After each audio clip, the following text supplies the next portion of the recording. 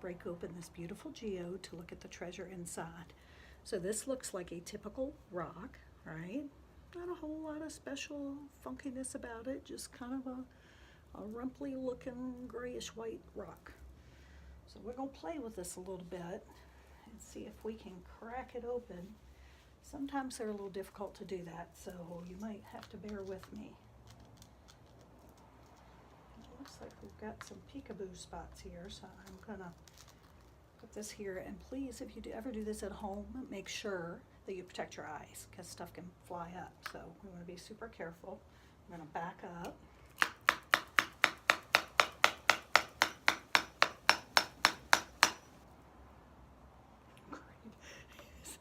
It's stuck. This shows what happens. You just never know in life. You just have to go with the flow, y'all. Now we're going to have to break that out as we break it. So I'm going to cover it up here so that the shards don't go everywhere. The screwdriver's lodged, so we're not going to get a perfect cut, but that's okay. Right now, oh, I felt something. We got a little chippage. I didn't do. We let the screwdriver free. He's free.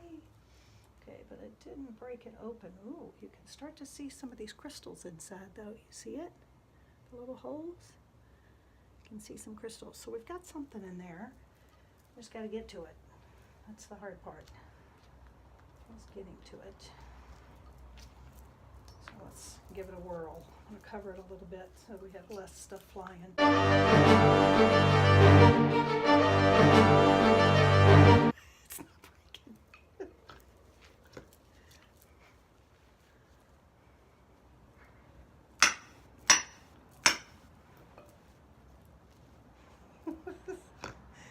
Oh my God, that's a strong geode. That is a strong rock, y'all.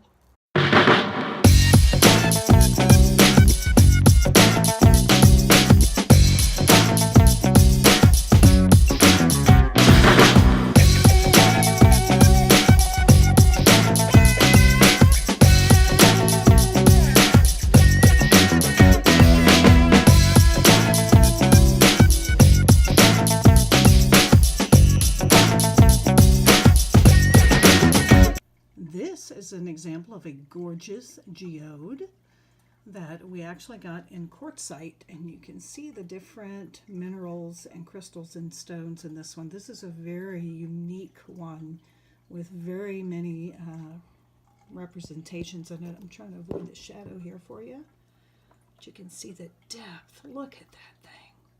Wow. Who doesn't love crystals and stones, y'all?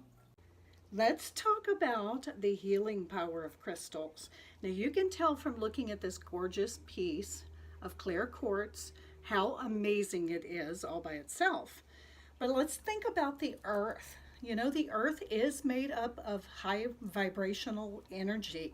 It vibrates at a different frequency than us humans. The earth is typically a higher vibration. So things like this that grow within the earth are going to absorb that high vibrational energy.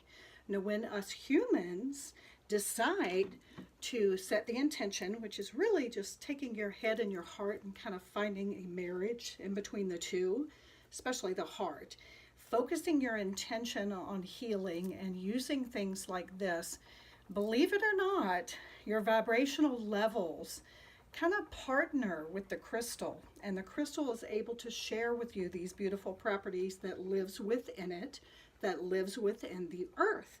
Humans are very affected by the earth, obviously, and for any of you naysayers out there, if you say that the earth does not affect us, tell me what gravity is, y'all, okay? Here is an example of a geode that has been cracked open. And you can see on the outside of the rock, it pretty much just looks like a plain old rock. But then when you crack it open and you see this gorgeous beauty in here, see if I can zoom in. This stuff right here looks like, kind of like a sugar bubble. That's called druzy. It's part of what happens to the crystal. There's so much to learn. I wish we had a little bit better lighting, you could see better, but that's gorgeous, right?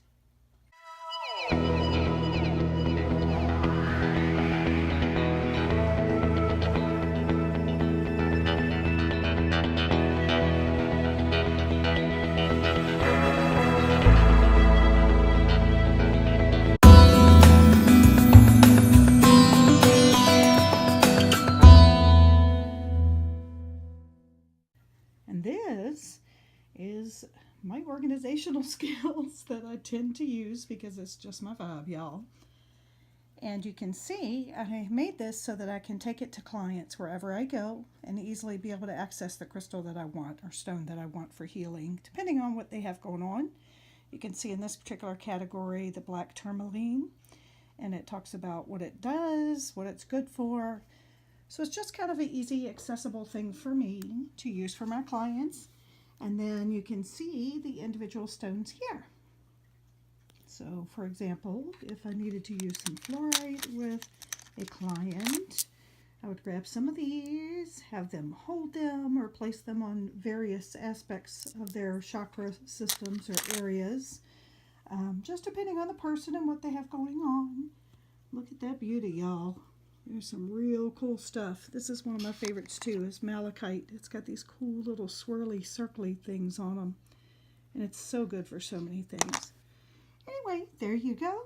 And don't forget, anytime you have crystals or stones, you need to store them with some sage. When you first get them, they're going to have the energy of whoever picked them up in the store or whoever's been holding on to them, because crystals hold energy. So you want to make sure you wash them with soap and water and then charge them out in the sun, or basically let them dry in the sun. And the sun will charge the energy of the crystal because it's a natural resource. And then you store them in sage. So let's say I'm with a client and I'm using one of these beautiful stones and they hold them during the session. I don't want to keep their energy on that stone for the next client.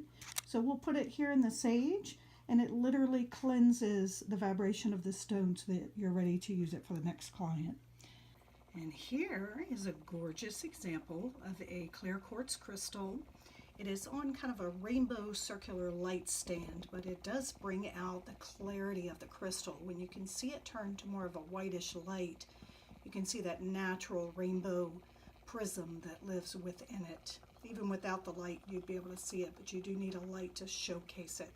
Now, obviously, we can't have the perfect lighting in this little corner here, but this is going to give you kind of an idea of some different variations of rocks and crystals that I use for my healing practice. I kind of set it up like the chakras. So this is kind of the lower chakras. And then as you resonate upward, you go to the higher chakras. There's a gorgeous piece of rose quartz. And let me tell you, this piece here, my grandmother and grandfather found when they went gem mining. So that has been around for a very long time, and it's a very special piece for me. Rose quartz is great for healing the heart. It's a very protective stone, so a lot of folks love it. And I love mine because it was my grandma and granddaddy's. And then you can see some gorgeous celestite here, aura quartz, which is this beautiful rainbow bad boy there, peacock ore. There's so many gorgeous things, and lapis lazuli, which is one of my absolute favorites as well, powerful stone. And then we have the crown chakra. You can see the big bad amethyst up there that is so special. Now, one of the things you will notice regularly if you watch my videos is I always have my bracelets on. And they vary depending on the day and what I'm wearing. But each of these individual stones actually has healing power. And if you go back and you look at my aura video, I talk a little bit about my aura photo that I had done that changed and was much brighter, like 5 to 10 times brighter when I had my bracelets on. And it actually showed scientific proof of how it raises the vibration of your energy level as a human and how it actually affects us. So I am huge on these, y'all. They really do work if you get the pure stones. And I also keep a crystal in my pocket. Let me reach in so I can show you. I'll come over here and see something pretty while we wait. So each day I put quartz crystals in my pocket.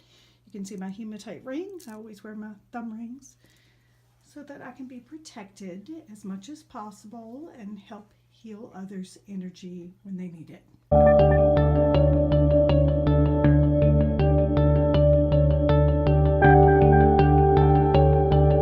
There's beautiful Ganesh, who is a Hindu god, And he's kind of protecting and energizing these beautiful rose quartz. Here is my Mac Daddy clear quartz crystal surrounded by probably hundreds of his friends. There's some amethyst over there. This is called organite, and it's mixed actually with sodalite. This is a very powerful, powerful thing here, as well as Larimar. Sorry for the shadowing there. And then some more amethyst. Y'all, I want to show you this rock. It is called Mangano calcite. Now it looks like a plain white rock. It's got almost like a light pinkish hue, a really, really pale pink hue to it. Not quite as much as rose quartz, just really pale, pale pink. Now, here's what it looks like in normal, everyday daylight. Gorgeous rock.